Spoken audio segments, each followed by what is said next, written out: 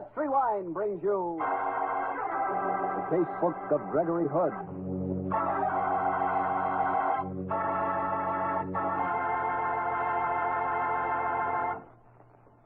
Tonight, the Petri family, the family that took time to bring you good wine, invite you to listen to the story of The Sad Clown. Another exciting adventure from the Casebook of Gregory Hood. And from the recipe book of Petri Wine comes a wonderful suggestion for dessert. Serve canned peaches in Petri California Muscatel. Believe me, there's a perfect combination for you. Juicy, sweet, golden peaches with the perfect wine for peaches, Petri Muscatel. And talk about easy to fix. It's simple. Open a can of peaches and boil down the juice till it's slightly thickened. Then mix that syrup with twice the amount of Petri Muscatel, pour over the peaches, and chill for 2 hours. And wait till you taste that dessert. It's absolutely delicious. Of course, it would be with Petri Muscatel, because Petri Muscatel is something special in wines. It's a clear golden wine with a full, rich flavor that's wonderful with peaches or any kind of fruit. And remember, you can serve Petri Muscatel proudly, because those 5 letters, P-E-T-R-I, spell the proudest name in the long history of fine wine, Petri.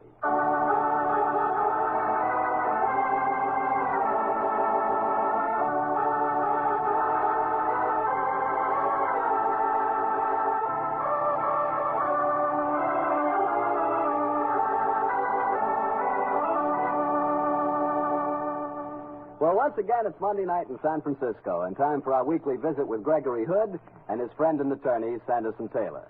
Tonight, our rendezvous is at Greg's apartment, high on Nob Hill, overlooking the Golden Gate. Let's join him there, shall we? Well, hello, Harry Bartell. Good evening, Mr. Taylor. I won't ask you where Greg is. I can hear him. He's working on some ideas for his new suite. I hate to disturb you. Oh, nonsense. He's expecting you. Come along in.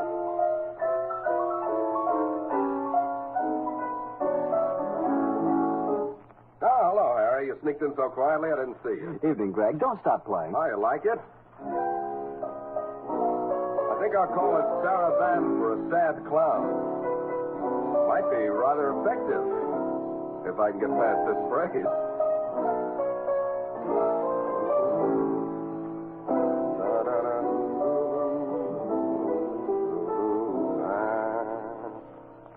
Oh, darn it. Well, you haven't come here to listen to me composing. Well, it does put us in an atmosphere for tonight's story, Harry. Oh, you mean the circus motif?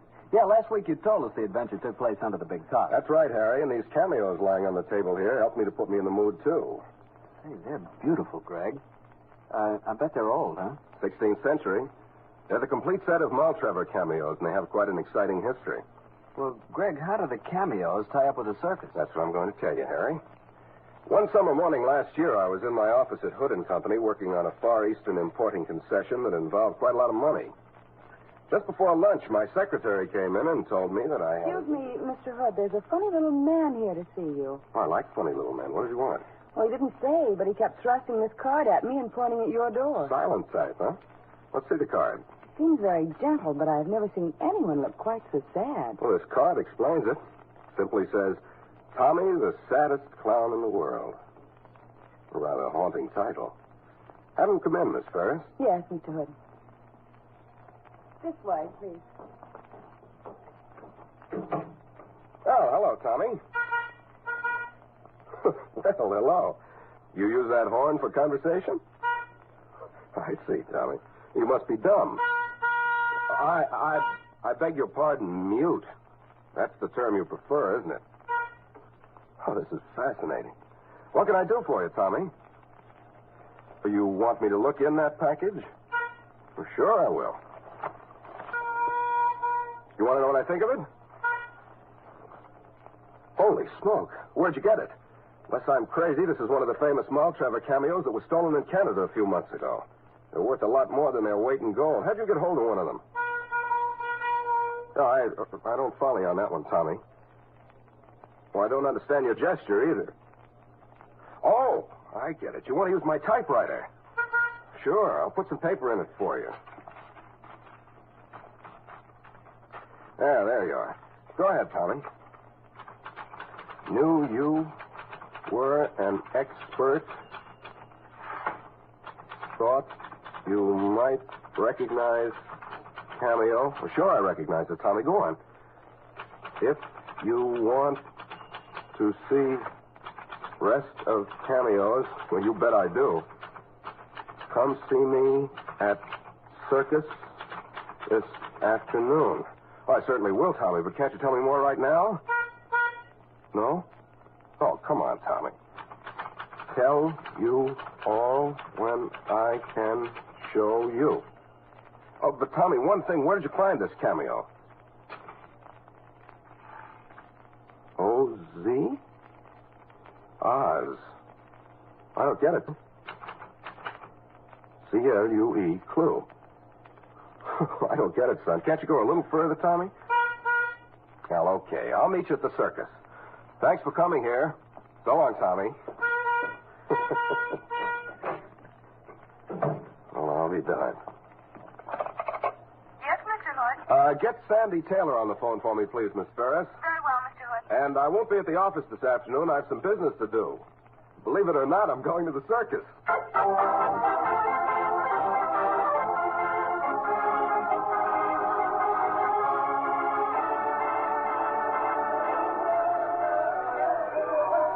First, I thought you were coming to the circus with you, Greg, but now that you've told me the story, I'm practically speechless. A rare condition for an attorney. But speechlessness certainly cued me into this business. In spite of his affliction, Tommy got the story over very clearly. You're sure the cameo he showed you was one of the stolen Maltravers sets? I was nearly positive, but I took it to Dick Gump before I came out here and had him confirm my opinion. Oh, uh-huh. The cameo is one of a set of 12, and they're extremely valuable. There's a big reward offered for them. Well, how the devil would a mute circus clown get a hold of a valuable cameo like that, just I think that wouldn't be hard to dope out. These cameos are stolen goods. They came across the border from Canada. A circus would offer wonderful possibilities for smuggling stuff past customs. Yes, it would. Never thought of that before. Nor did I. Until sad Tommy came to see me this morning. Oh, do you want to see the program? Oh, yes, thank you. You know, Greg, I've never gotten over my boyhood passion for circuses. Nor have I. That's it. Oh, by George, Greg. What? I presume you've taken a gander at this well-proportioned lady on page 3? No. She's stunning. Madame Belinda, Queen of the Snow Leopards. Snow Leopards. Now, that rings a bell somewhere. I'd say she'd be enough inducement to bring you to a circus, even without the problem of stolen cameos. Sad clowns.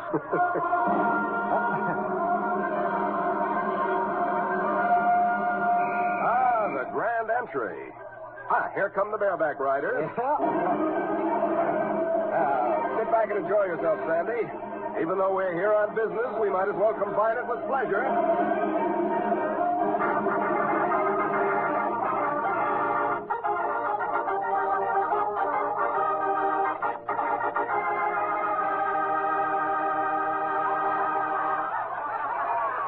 Here come the clowns, Greg. Keep your eye on my little friend Tommy. Even though he can't talk, I hope he's going to give us the clue to a mighty big secret. I think that's him now. Hard to tell in clown's makeup. Yes, it is. Oh, see that little horn hanging around his neck? Uh-huh. That's the one he used in my office this morning. He's got a wonderful sense of pantomime, hasn't he? Uh-oh, he's turning in front of our box. Yeah, I think he's going to signal me. Hello there, Tommy. He's a funny little guy, isn't he? Oh, the children are crazy about it. Look, Sandy, this is a new trick. He's lifting up a giant bottle. It's labeled Black Market. He's putting it to his lips. Now he's starting to stagger. He's pretending that Black Market is poison. How right he is. And listen to the kid. Oh, look, here comes my favorite turn, the collapsing car. Yeah, ever since it's crazy driving, the car is swinging all over the ring. Uh-oh, the fenders are falling off. Next comes the steering wheel. Yeah, there it goes. Now the driver overboard. The driver? You're right, Greg. He has tumbled out. Greg, the car's without a driver. It'll hit someone. No, take it easy, Sandy. I know this act. The car's being driven by a clown crouched under that rear seat and steering with a special lever. It's a neat gag. Yeah, it's very effective. But your clown, he's right in the path of the car. Why doesn't he get up? Oh, he will. Gee, this act's time to a split second. He's not getting up. Look out, Tommy! Oh, holy smoke, it hit him. Take it easy, folks. It's all part of the act. How the heck think it is. Come on, Sandy. We're going back to do some checking. That looks to me like a deliberate attempt at murder.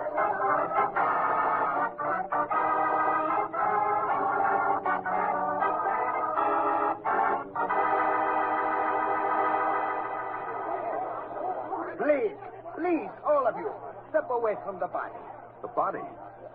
Tommy dead? See, he died in a tragic accident. Oh, the poor devil. I swear this wasn't an accident. I know that particular car routine too well. Please, gentlemen, you are not members of the circus. I am Barducci, the ringmaster. I must ask you to leave. Not without looking at the body. See, Tommy was a friend of mine. He came to me on business this morning, important business. Yes, and that business might well tie in with his death, if it does prove not to be accidental. Very pertinent point, Signor Barducci. You'd better let me look at the body, I think. You don't want the circus to be involved in scandal, do you? Scandal? Oddio. Who are you, gentlemen, please? My name is Gregory Hood, Hood Importing Company. My friend here is Saddest and Taylor, my attorney. An attorney? Very well. I will allow you to see poor Tommy. Now, out of the way, please. Out of the way. Out of the way. There he lies, my friend. We carried him in on that stretcher. Has the doctor seen him yet? No. We have sent for one, but we know he is dead. Sure he's dead. But I don't think the car injuries account for it. He doesn't look badly mangled. His right leg's a little crushed and one arm's hanging loose. I think that he died of heart failure, Signor. Tommy did not have so good a heart. Yeah? Well, Signor Barducci, I don't think he died of heart failure. Who was the driver of the car that hit him? The hidden driver was lying in the back seat. How do you know our trick, Signor? Well, that isn't important now. Who was the driver? Hans Monheim. Well, where is he? He might be able to throw some light on this. Hans! Yeah? Yeah, somebody want me? Yes, I do, Hans. You were driving the car that hit Tommy? Sure I was, but it couldn't have killed him. Didn't hit him hard enough. That's what I'm thinking. Tell me, how long have you and the dead man been doing this comedy car routine together? Oh, a year now, ever since I joined the circus in Canada. Why? When you made that last swerve towards him as he was lying on the ground, you expected him to jump up, didn't you? Sure I did, mister. That's the way we had the act figured out. We've done it a couple of 100 times that way. First and seconds, you know. As soon as I realized that something was wrong with Tom, I swerved and jammed on the brakes. But I couldn't help hitting him. Well, how do you account for the fact that tonight he didn't spring out of the way when you expected him to? Well, I think it must have been his ticker. Tom had a bad heart, you see. That is what I tell you, Signor. And now, please, I must I'm ask sorry, you... but I can't leave. What is this? They said Tommy is dead. See, Belinda. Tommy is dead. Oh, let me see him. What do you mean? I'm a recent friend of Tommy's, Madam Belinda. We're trying to find out how he died. But they said the car hit him. Yeah, that's right, Belinda. But that didn't kill him. His ticker simply gave out. Oh, poor Tommy. He was so sweet and so sad. In all the years I've known him, I've never seen him smile. And now in death, he lies there, sadder than ever. Does he, though? That's what was worrying me. Sandy, give me a handkerchief, will you? Uh-huh, sure, Greg. Here you are. What are you up to? The clown's grease paint is laid on pretty thick. It looks as if he's still sad. But there's something about the mouth.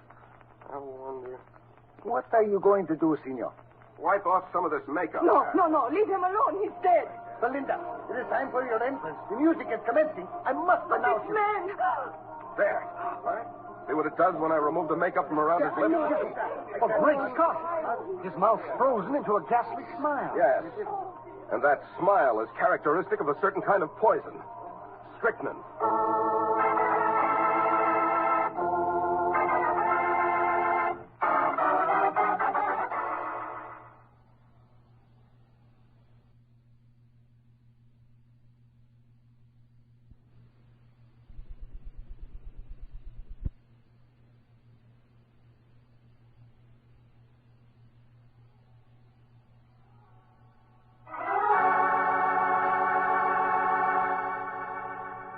We'll give Gregory Hood a breathing spell for a second now, while I remind you again of how wonderfully well Petri California Muscatel goes with any peach dessert.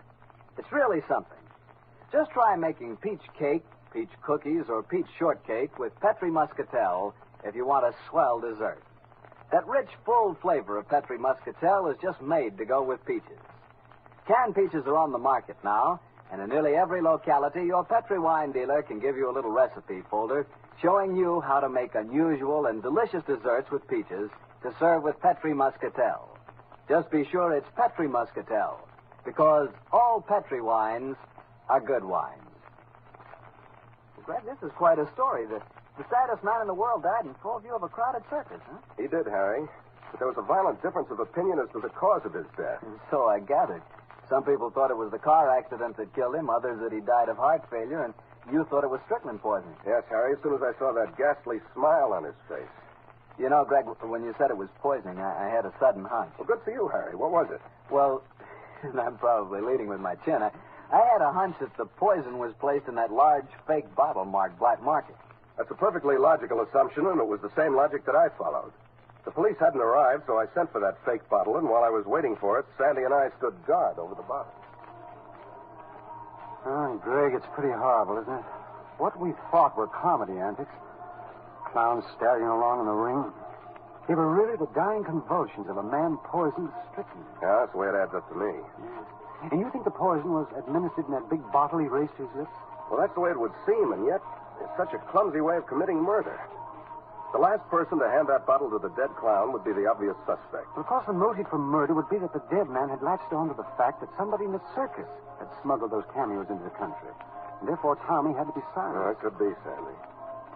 Incidentally, I guess you noticed that Hans Mannheim, the man who was driving the car, joined the circus in Canada. Yes, and the cameos were stolen in Canada. I also noticed something else, Greg. And what was that? Madame Belinda seemed mighty anxious that you didn't wipe the grease paint off the dead man's face. Yeah, but that might be a perfectly natural reaction in a person seeing you about to experiment on a dead friend's body. Ah, here comes Signor Barducci. Here, Senor. This is the big bottle. See for yourself. It is as I tell you. The bottle is empty. It has always been empty. Thank you, Signor.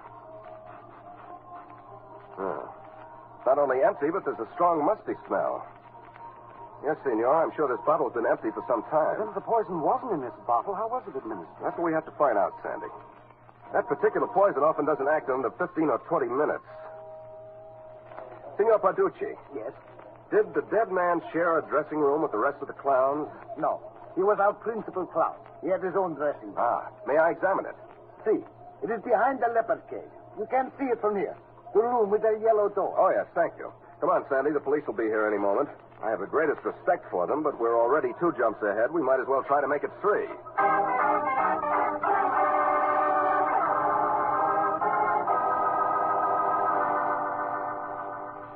The dead man's dressing room is surprisingly comfortable. I'd no idea that circus folks live so well. They deserve it, Sandy. They're nomads, gypsies. A third of their lives is spent on sleeper jumps. Hey, Sandy, come over here. Huh? Well, what is it? Look here on his dressing table. Pot of tea and 2 cups. Yeah, and the pot's still warm. This is probably the answer, Sandy. To the poison? Yeah, I'd say the strychnine was administered in the tea. Tannic acid retards the action of strychnine. That's why it didn't take effect on him until he was in the ring. One of the cups is empty and the other hasn't been touched. The untouched one being the murderer's. But who sat and had tea with him here? Well, we know the murderer sat here, in this chair that's in front of the untouched cup of tea. Uh-huh. Hey, look. See these long hairs sticking to the upholstery? Yes. They might give a clue to the murderer's identity. Could be. Long hairs might suggest leopards. And leopard would suggest Belinda. I wonder if... Lieutenant Silvers. Hello, Mr. Taylor. How are you, Greg? Hello, Stan. I'm glad you're on this case. So am I. Well, Greg, I guess you're a few jumps ahead of me. The police surgeon just examined the body. It's strychnine poisoning, all right. Have you figured out how it was given? Well, I'd say it was given in this pot of tea. Okay. I'll have it Now, analyzed. while you're doing that, Stan, there's another important check you can make. Yeah, what is it, Greg? The murderer sat in this chair. There are some long hairs on it. Look for yourself. Uh-huh. I'm pretty sure they aren't human hairs. I suggest you rush him to the Flyshacker Zoo and have them examined. Okay. I think the result of that test will probably give us the answer to the killer's identity.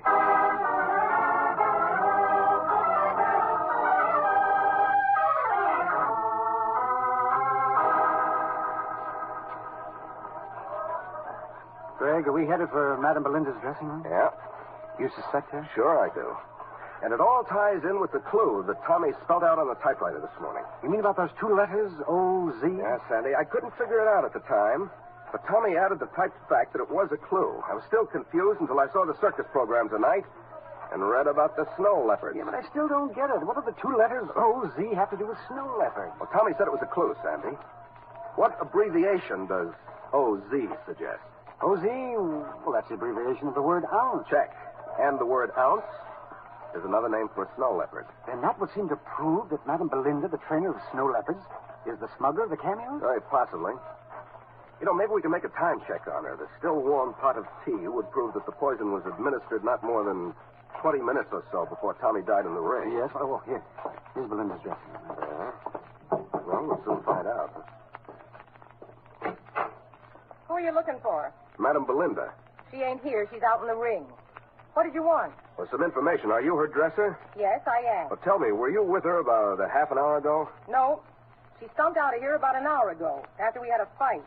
I'm thinking of quitting. No one can talk to me that way. Oh, you had a fight? Sure did, mister. She was wearing a brand new costume straight from the tailor's, and one of the buttons was missing.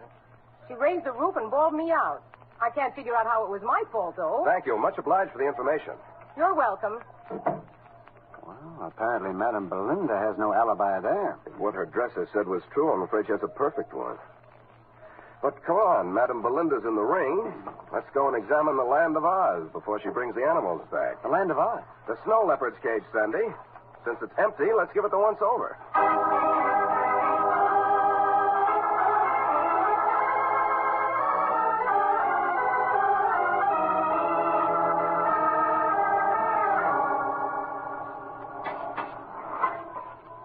Say, Greg, what? There's someone in the back of the cage. Yeah. It's one of the clowns. Who are you? I'm Auntie Mac. What are you doing in this cage? It isn't part of your act. What business is it of yours, pal? I'm a friend of Tommy's. I'm investigating his murder. You a cop? No. What's your name? Gregory Hood. Oh, I've heard of you. Look, Mr. Hood, perhaps it'll save a lot of explanation if I show you my wallet. Here. There's some identification there. Oh, so you're a Canadian private detective, eh? Private detective? Then you're only disguised as a clown, eh? Sure. I was hired in Montreal to track down the Maltrevor cameo. So? Let's join forces. We're on the same trail. Who do you suspect? Madame Belinda. You see, I've been watching the dead clown Tommy around this cage. When he got killed in the ring just now, I figured it tied in with Belinda and Tommy's interest in the cage. So I came here and did some snooping. Did you spot anything? I sure did. Come and look in this tackle box in the corner. Now, get a load of that. The missing cameos. But only 5 of them. Yeah, 5. The original set that was stolen numbered a dozen, didn't it, Mac? That's right. 6 are still missing. I figure Belinda's been getting rid of them one by one as the circus traveled down from the border. Too bad I couldn't have nabbed her before. Then she poisoned Tommy because he'd spotted her secret. Sure, that's the way it must have been. And yet I won. Here comes Madame Belinda now. Yeah, and the big cats are with her. You better get out of here, but fast. What are you men doing in the cage? Just taking a look-see, Belinda. And we found plenty, too. Enough to send you to the chair. You stole the cameos, and you poisoned Tommy. I kicked Tommy? Why, I've turned the animals on you. Jason! Bella! Greg, I wish I had a gun. So do I. Madame Belinda, call your animals off. I will. Yes, you will. I've got you covered. Inspector Silver. Oh, Silvers. I'm mighty glad to see you. Call off your animals, madam. Take Jason. Take them. Oh, that was a close one. Did you get a report on those hairs I found on the killer's chair, Sam? Yeah, Greg, you were right. They were hairs from a snow leopard. They were. Swell. Now I know who murdered Tommy. Sure, it was Madame Belinda. That's what I figured. Madam Belinda, you're Take it easy, Sam. You could arrest her for robbery and maybe for attempted murder, if snow leopards can be considered lethal weapons. But if you want Tommy's murderer, arrest this man, Mac, the Canadian private detective.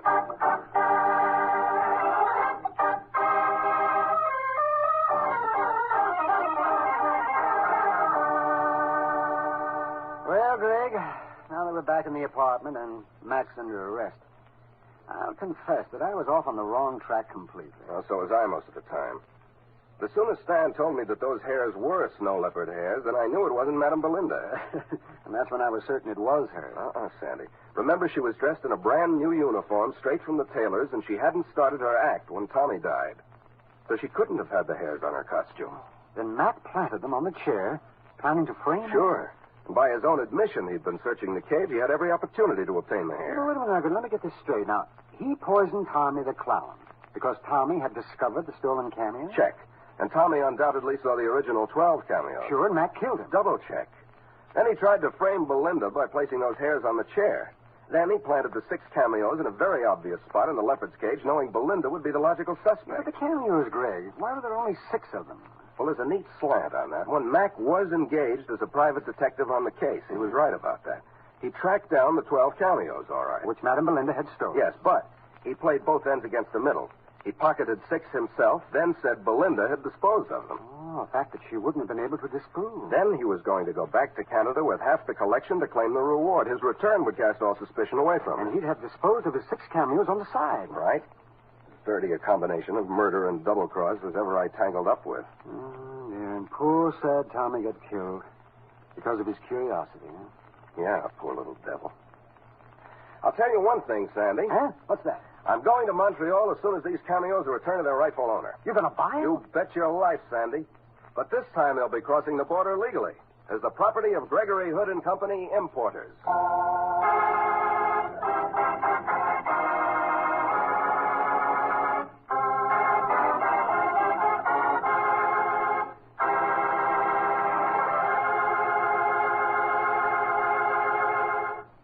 Brother, what won't you get into next? A circus yet? Oh, yes, I went to the animal fair. All the murderers and characters were there. That's enough clowning, Harry. But it was interesting, that we can say. That we can. Hey, Greg, it was too bad you had to miss the act with the snow leopards. Yes, it was. That sort of thing appeals to the aesthetic in me. So many things do. Pardon me, what was that you said? I said so many things do. Well, sure, I'll admit it. That's the way I am. Not me, I'm different. You're telling me. I found just one thing to please the aesthetic in you. Petri wine. That's right, Greg. Harry, the floor is yours. Well, that's the wine I want to talk about, Greg, because you know Petri wine is wonderful, honestly. It should be. The Petri family has been making wine for generations now. The art of making fine wine is a heritage in the Petri family, passed down from father to son, from father to son. All those years of experience and knowledge go into making Petri wine, so it's no wonder Petri wine is so good. And it's no wonder the Petri business has grown until today the Petri family is America's largest independent winemaker. Yes, the making of Petri wine is a family affair. And the Petri family has every intention of keeping it just that. So you know the name Petri on a bottle of wine is more than a trademark. It's the personal assurance of the Petri family that Petri wine is and always will be good wine. Well, Greg, which story out of the casebook are you planning to tell us next week? Well, next Monday, I'm going to tell you about one of the strangest adventures that Sandy and I ever had. It concerns a strangled dancer, a somewhat bewildered businessman, and a cryptic message from beyond the grave. A message that proved to give the clue to murder. See you next Monday, Harry.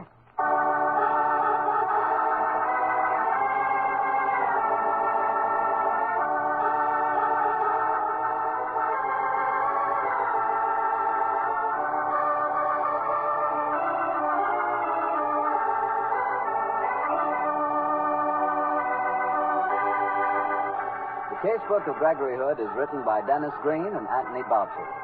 Original music composed and played by Dean Fossler.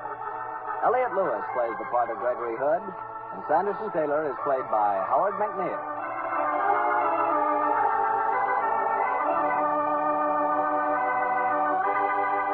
The Petri Wine Company of San Francisco, California, invites you to tune in again next week, same time, same station.